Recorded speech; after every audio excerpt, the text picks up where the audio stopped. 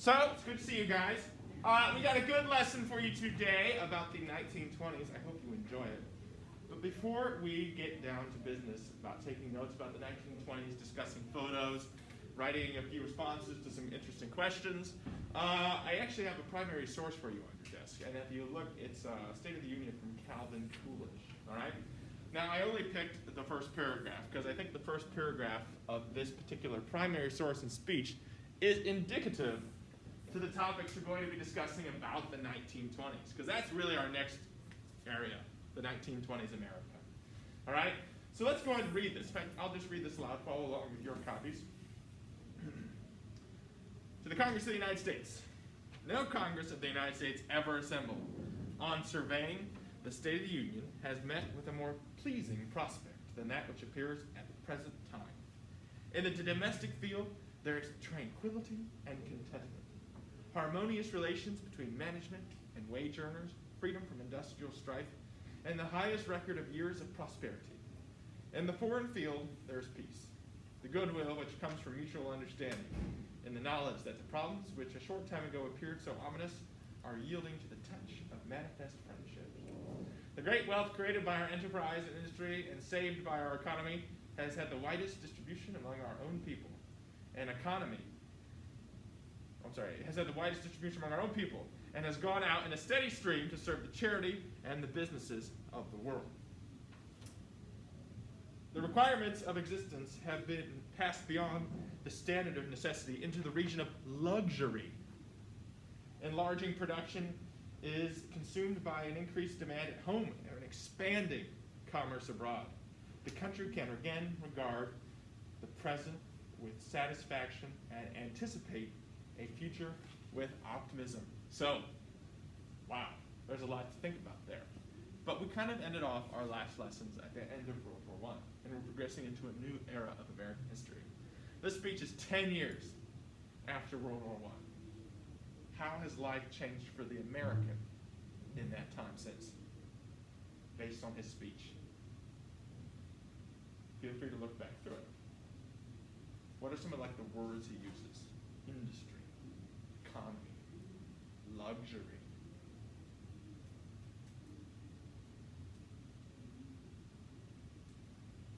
Production.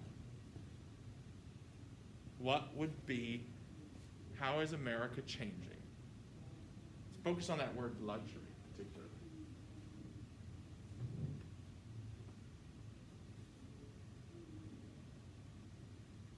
Think about some of the inventions we talked about. Name me one. Factories, right? They're now producing things at a higher degree, all right, than ever before. What else? Maybe think more specifically. The field of cotton. What's that? The cotton gin. The cotton gin, all right. What about phones and electricity, right? Mm-hmm. Now, cars, right? Now, did everybody own a phone? No. Right, no, did everybody own a phone? But in 1928, did a lot more people own phones? Yeah. Yes. What else are things like people have owned? Cars. Cars, more cars, right? What else? Homes. Homes. All right, we're going to talk about that too. What else? TVs. All right. Well, TVs aren't quite on the way yet, but what might be? What came before the TV? Radio. Radio, right? So radio. Good. All right. So these are luxuries, right? Think of some other luxuries that you might not have thought you take for granted, right? Well, think about some things around your house that make your life easier. Refrigerators. What else? Stoves. Laundry. Laundry. Okay, what else? Sweepers. What's that? Sweepers. Sweepers. All right, I like these thoughts. So here's the scoop, guys. 1928, right? The last 10 years, all right? What has happened to Americans' lives? Made them better. Better, right? Maybe even the word easier might be used. Better, easier, more advanced. Luxuries, right? Remember the factories and the unions?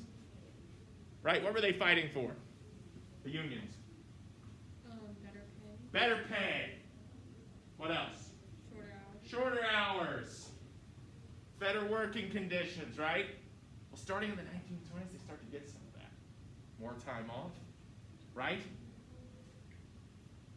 So we're going to talk about how the 1920s kind of changed the everyday life of Americans. And of course, I have maybe the most iconic figure of the 1920s up here, Babe Ruth, sports legend. That's another thing. People are going to have time for luxuries like sports, baseball games, right? So, I will come back to that at the end if we have time. So let's take a look at some pictures. I want us to analyze some pictures together. What am I looking at? A car, right? Got some people in it, it's got wheels, it's got top, protected from the elements, right? Right? It's a car. How does a car make your life easier? Transportation, right? Before the car, I had to do what to get somewhere? Walk, horse, what else? Train, right? But this car, right? You own it, which means you can determine where you get to go, more than you might have before.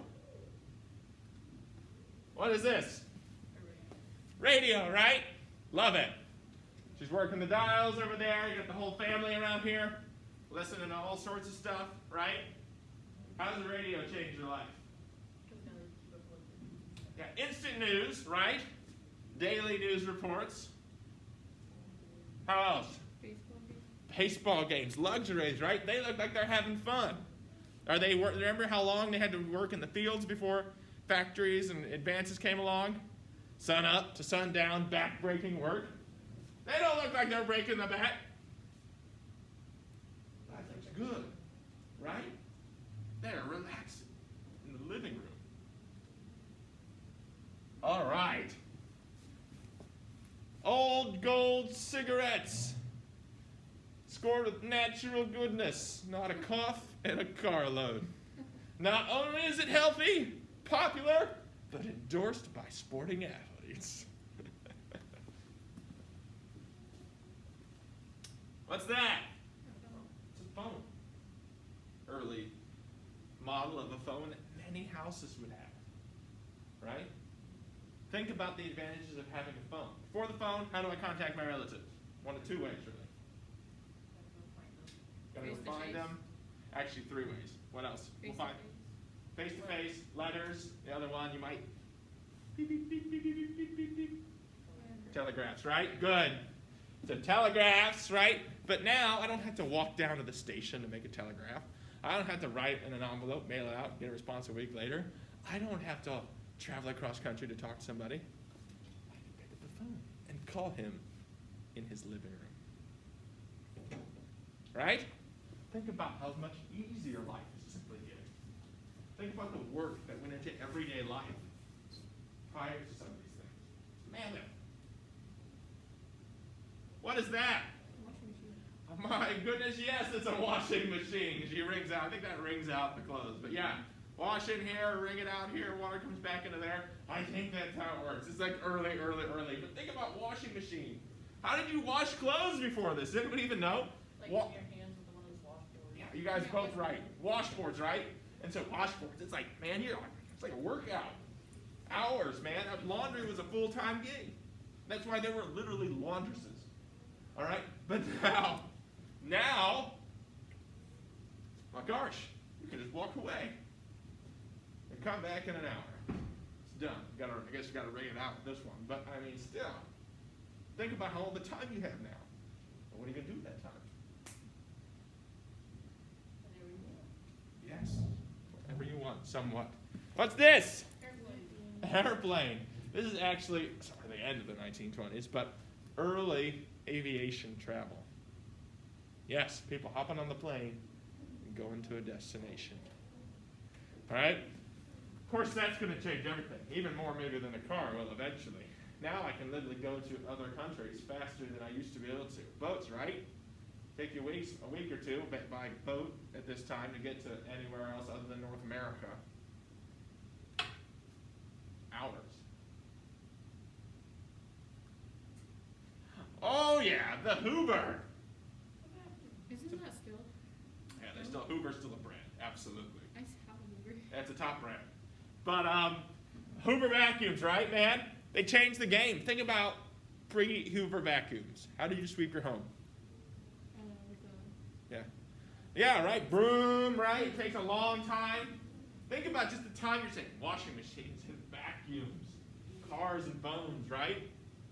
You're like, all of a sudden, the amount of work that goes into just running a household, particularly, just reducing. Thanks to new technologies, most of them electrically powered. Oh, what's this? Is that a store ad? Almost. Sorta, not really though. Sears and Roebuck and Company. So what is Sears, Roebuck and Company? You guys remember Sears in the mall? Wow. You don't know? Yeah. You know Amazon, right?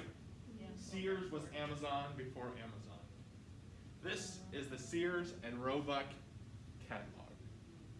All right? This is how Sears and Roebuck, even until 20 years ago, was the largest company in America. You could buy anything from this catalog. A mail order catalog. Clothes, furniture, dishes, electrical appliances, toys, houses. You literally, dresses and clothes. You literally opened up the catalog, looked at the items they were selling, and it was mailed. You sent it in the bar you wanted to buy with your money and your order, and you got it back in return in the mail. Now, it wasn't quite free 2-day shipping, easy internet access, but it was Amazon before Amazon, as I like to call it, right? And for years and years and years and years, I still remember sometimes picking toaster stores out of Sears catalog. You know, the Sears and Roebuck catalog was the gold standard of catalog, and all the great stores had a catalog. JCPenney's had a catalog, Sears had a catalog, Macy's had a catalog, right? My grandparents bought their house from a Sears and Roebuck catalog. And then they came out and built it, and yes! What?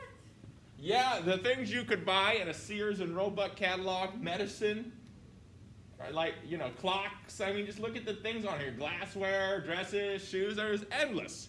Anything but food, essentially. But that would be normal. Why would you buy a house? People did. I mean, light your home with electricity. Prior to electricity, how'd you light your home? Candles, kerosene, lamps, right. But now, my night doesn't end.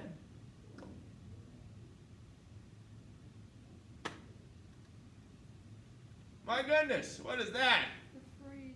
That is indeed, ladies and gentlemen, a refrigerator with an ice box at the top.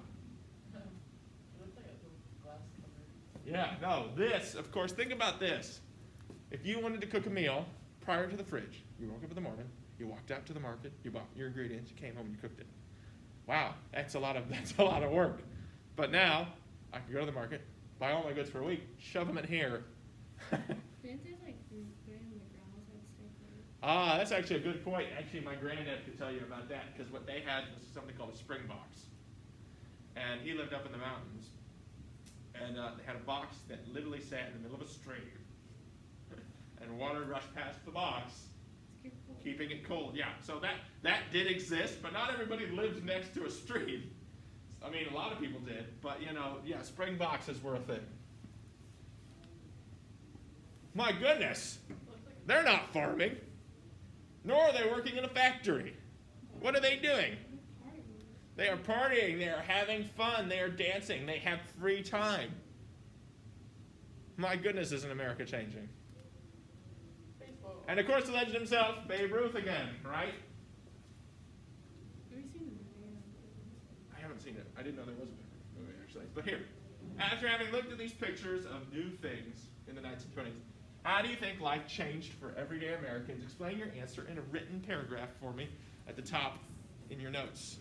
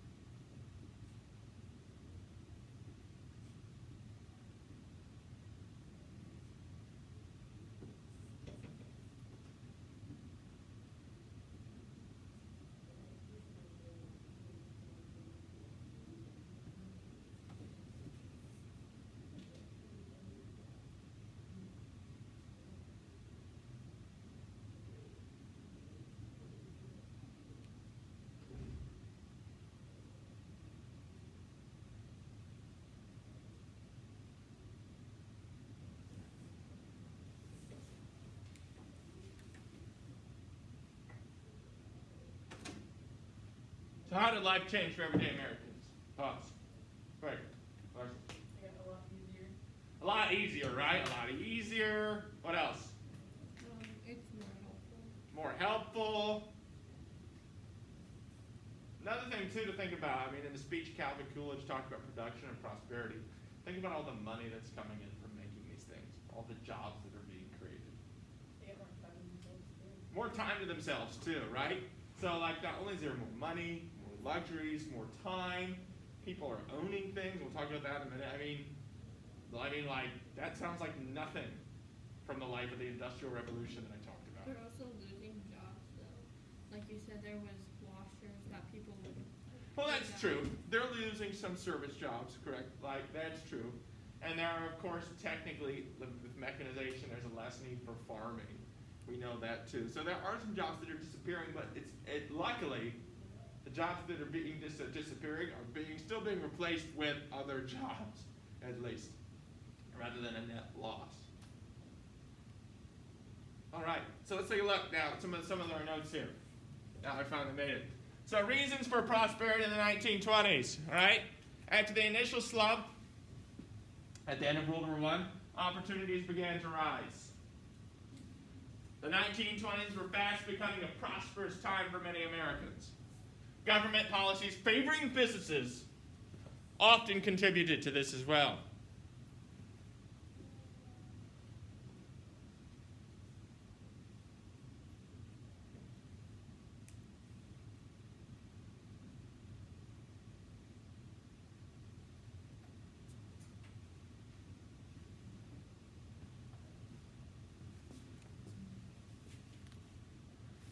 Probably the single most important factor in creating prosperity was that automobiles came into widespread use. And it's not just because people were driving automobiles, but people were making automobiles. Car production jumped to 23 million a year. Factories sprang up all over the country. America became the auto capital of the world, sort of the first in many respects. Not to mention, ownership of the car, of course, drastically changed life. You could go different places. Also, because we're making cars, cars are made out of all sorts of things. Steel, glass, rubber, which means you need more steel factories. You need more rubber factories. You need more glass factories, all to go along with the auto factories. My goodness, there's a lot of factories. And these are not the factories at the beginning of the Industrial Revolution. Conditions are getting better. Pay is getting better. Time off is becoming a word. All right, these are good jobs. You can make a living. By 1929, 1 out of every 9 workers in America was employed in an auto-related industry. That's what? 12, 13, 14, 15, 16 something percent. Not good at math, but I'm trying to do the best I got. That's a lot of Americans. That's millions of Americans. The automobile also created new businesses like gas stations. People are traveling all over the country. You need things like hotels to satiate travelers' needs of sleep. Cement industry. All the cement roads they're going to build. Boom. Skyrocketed. The car touched so many parts of American life. Yes? Did they make the roads first and then the car? More like they made the cars and they wanted to go places, so the demand for roads increased. And the gas stations? Gas stations kind of came along as well. So, like, for example, when my granddad finished college in the 1950s, they had not finished the highway system. The highways were built under President Eisenhower. 1950s? Yeah, but they drove out to Montana. They drove from Ohio to Montana. Was it like just one road? You could think of it like that. It's not quite that bad, but we're talking about this road to that road to this road to that road to this road to that road until you finally made it. So before the streets, were they just right on grass? No, there were obviously roads that existed for horses, like dirt roads, gravel roads. They weren't like roads that were built and tailor-made to the car. So eventually, cement roads proved to be a lot better than the dirt roads or the gravel roads that existed for horses, or cobblestones, or whatever else they were using than anything else. So basically, it just became a matter of more people are using cars than horses, and we need roads that are more attuned to cars. And so How over did time, get they got their replaced. Gas before the gas station. What's that? How did they get their gas before the gas station? Well, I think gas stations showed up, and I think I think gas had been around as a power for some things too. If I'm not getting this too wrong, so there were places to get gasoline, but there then needed to be specific, like self-service car places, not like bring your bucket and fill it up and then pour it in. You know, like there needed to be roadside stops for your vehicles. Pull in, fill up, get out, and then that's a game changer as far as gas stations go. So, building new roads and new highways did some damage, some environmental things. And sometimes city neighborhoods were destroyed by the roads. But as you can see, roads begin to be built. And this is like the Wild West of like road rules too. I don't even know if there were driver's licenses, driver's tests for driving ages. None of it was regulated yet. Well, I'm not saying it didn't happen, but you know, like there was no regulation either. There's some countries that are like that. Well, yeah, and actually in Egypt, the driver's test is drive forward 6 feet and back up 6 feet. When you pass, you're ready to go. In Vietnam, you must drive your motorcycle in a figure 8. And once you have done that, you have passed the driver's test. Wow. I'd There's be also a afraid to written drive test on the there, road. but the actual driving portion of the test is laughable. All right. Families were now able to take vacations using their automobiles, right? No more trains, right? Boats, you could drive there. Hop in the car and go. Automobiles made the growth of suburbs possible, right? We talked a little bit about the growth of suburbs earlier, but now with the car, you can actually buy a house outside of the stinky, smelly city and drive to work, right? And get there on time, where you probably couldn't do that before. School buses allow students in remote and rural areas to attend school regularly for the first time. Oftentimes the school might be too far away from where you live to get there. This is like in the 1900s. It's not that long ago. No, it's not, and it's really, this decade kind of changed America into something that you would recognize. With phones and electrical appliances and homes. I mean, at least, and even movies to some extent, radio and sports, the weekend being a thing. Like, this is the time where if you went to like the late 1920s, you would recognize America. If you went even to like 1900, things would be radically different. So, even food was affected. As I mentioned, typical American foods like hamburgers, french fries, milkshakes, apple pies were handed out along these roadside diners all over the country.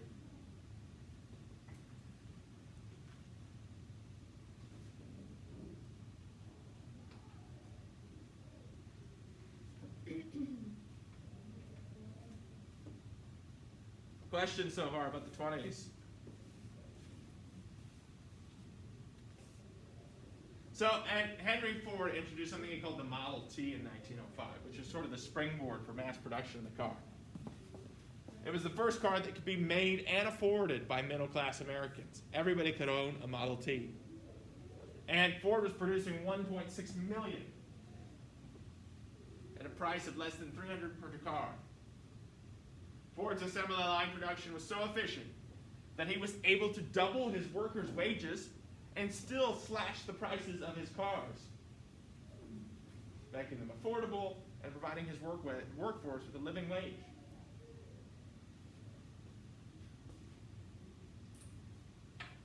Henry Ford also has a dark side, but we're going to mention that as his most favorable moment. Interesting. Oh yeah, Henry Ford was a big anti-Semite, meaning he was anti-Jews, which he has some serious connections with Hitler. But His contributions, of course, to the auto industry are immeasurable. Is this why people don't like Ford? No, people don't like Ford now because oftentimes I own Ford, but but a lot of in the mid '90s they made some real questionable vehicles, in my opinion. But that's just my opinion, anyways. So Ford wanted to get workers enough buying power to again purchase the cars, right? He wanted Ford employees to have Ford cars. Seems reasonable. Advances in technology greatly contributed to prosperity. Cars were powered by petroleum, fuels, large oil fields.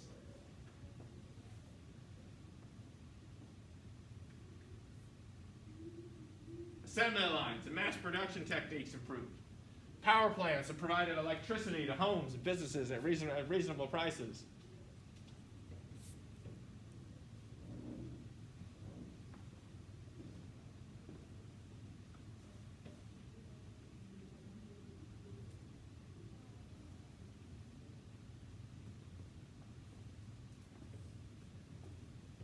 Questions so far? We got some good assembly line pictures here of the Model T. So everybody did it by hand. Yeah, I mean there was what they called an electrical belt that moved the pieces along, but obviously the actual take the wheel, put it on the car, had a person who was in charge of doing that all day. Terribly monotonous, but the wages were actually acceptable. And he didn't work necessarily 14 hours a day. And he maybe even got a couple of days off a week. Which meant that at least when he went home, he was, his life outside of work was not necessarily miserable. And factory work's still good work, and monotonous jobs pay a lot of good wages in this country.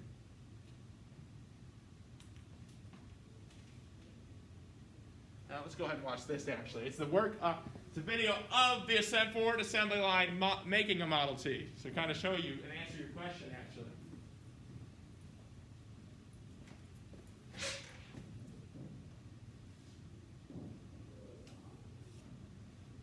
So you can see it kind of moves along an electrical belt at the bottom of sorts. And then all the workers have a very specific job.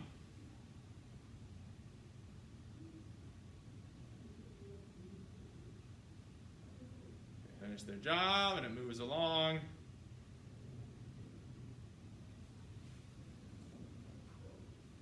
What's that?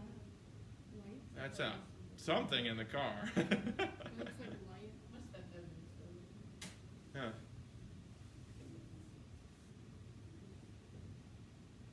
As you can see, everyone is given a task.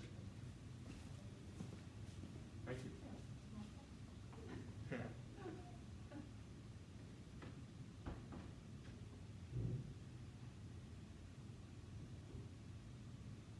Eventually, though, that might be what it is. Some of these are not easily identifiable. That might actually be the front of the car. There are some engines.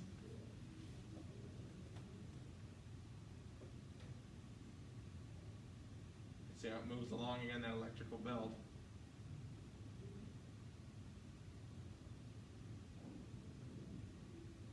And just think about all the jobs. Each one of these persons is doing one thing. And that's a job. Millions of jobs. I mean, if they get paid good, so.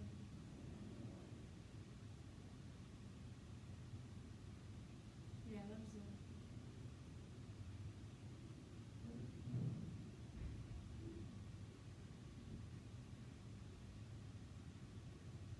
Eventually it drives right off. And right out. Seems really easy to be honest. Well, in this fast-forwarded video, perhaps. Yeah, but I mean like that. Oh, but right to the family yard, yes. How cute. Alright. So, the 1920s, were more than just cars, though. Businesses employed things like advertising, I'll talk about in a minute, to persuade consumers to buy more. The U.S. economy changed from being a production-oriented economy to a consumer-focused economy. Banks ease loan requirements, making people less reluctant to go into debt. We'll talk about that in a minute. Living beyond one's means, was looked upon as beneficial to the nation. So previously, like if you wanted to buy a car, we'll talk about this in a minute, you'd like to save up all the money, pay for it straight up. Now, bank loans are an option, which makes buying some things accessible to a lot of people. I want to do it on time. A little bit of time.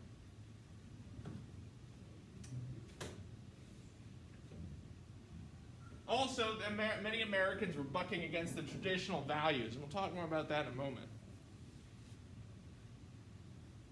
This group challenged the traditional way of American life.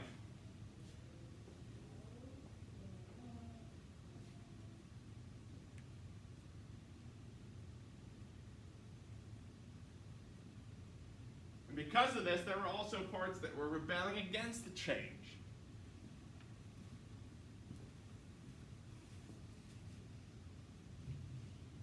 You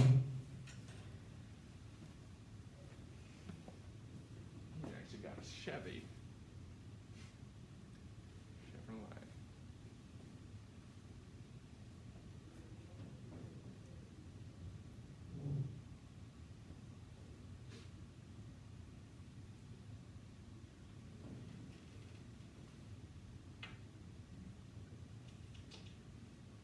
Some of these people also upheld traditional values and customs, resented modern threats to their way of life. For example, they tended to show their backlash towards immigrants. These groups fought to curb immigration, which they associated with radical ideas in politics. They actually even pressured Congress to enact various laws that over the course of the 1920s actually restricted immigration for the first time, in a long time, I should say. You may be familiar when we talked about all those immigrants that came to America. This is the time where the lists start to come. And this is where we'll be stopping today. Tomorrow we'll talk more about advertising, consumerism, increasing luxuries from new electrical goods. Guys, great. See you tomorrow.